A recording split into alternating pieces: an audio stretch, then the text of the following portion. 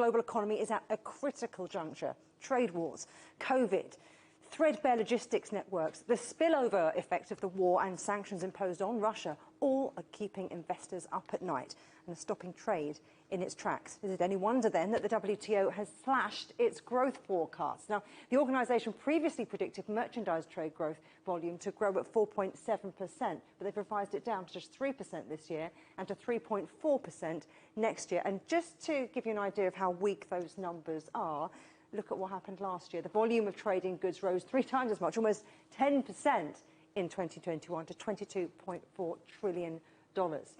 The outlook for world GDP is also less optimistic, expected to rise 2.8% after rising 5.7% last year. WTO boss Dr. Ngozi Okonjo-Iweala warned of a potential food crisis because of disruptions to exports from Ukraine and Russia. We need to act and act decisively on this issue of food in order to avoid food riots, as the like of which we began to experience in 2008-2009 food crisis. And we're already seeing in some countries now, you see demonstrations in Sri Lanka, in different countries all over the world. Services trade will also be affected by the war, notably in the transport and logistics sectors.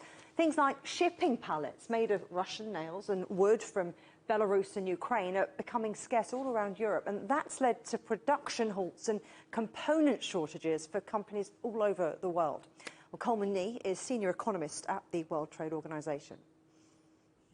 Well, not in a spiraling global crisis, because we still have a forecast for trade growing and global GDP growing in 2022, but the pace of growth has slowed substantially, at least as far as our perspective is concerned. Commodities have been badly affected, but some manufactured goods have had steadier growth, haven't they? Talk us through. Well, there has been a gradual recovery in some of the sectors that were affected by supply chain hiccups last year. You had shortages of semiconductors that were reducing output of automobiles, and also backups in ports, particularly in the west coast of the United States. And these issues were gradually being worked out.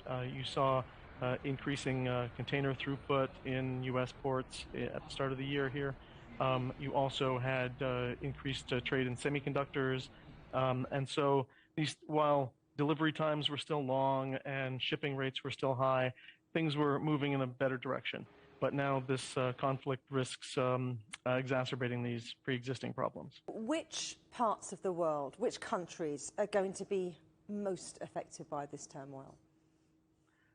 Well, the immediate impact, of course, is going to be in Ukraine and also in Russia. But the largest trading partner of both of these countries is Europe.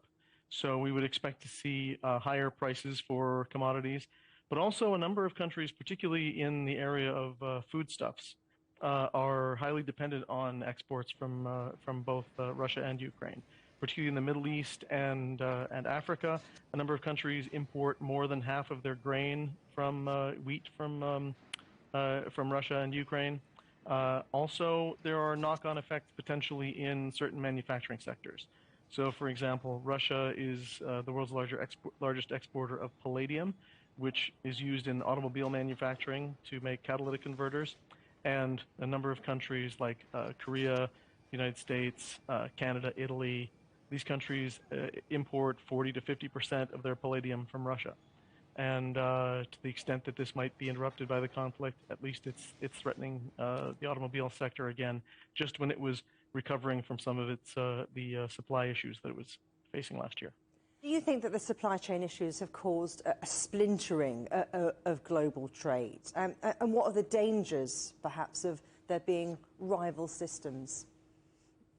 I don't think that the supply chain issues have done that.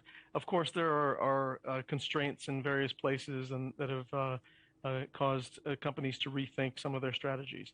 They may choose to hold larger inventories than they had in the past, or do some limited reshoring. But we don't see a real retrenchment from globalization.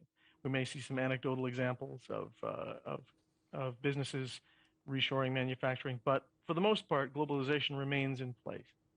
But the geopolitical concerns as a result of the crisis might lead to geopolitical issues becoming a determining factor in trade. And also, with the food crisis, many countries may be tempted to impose export restrictions to secure their own food supplies. But this could just exacerbate the global situation, leaving the poorest countries just having to make do with less. So prospects for the global economy are not great. And remember, these numbers are estimates and likely hazier than usual due to the uncertain nature of the conflict, plus ongoing COVID caution and concerns. Sorry to be the bearer of more bad news.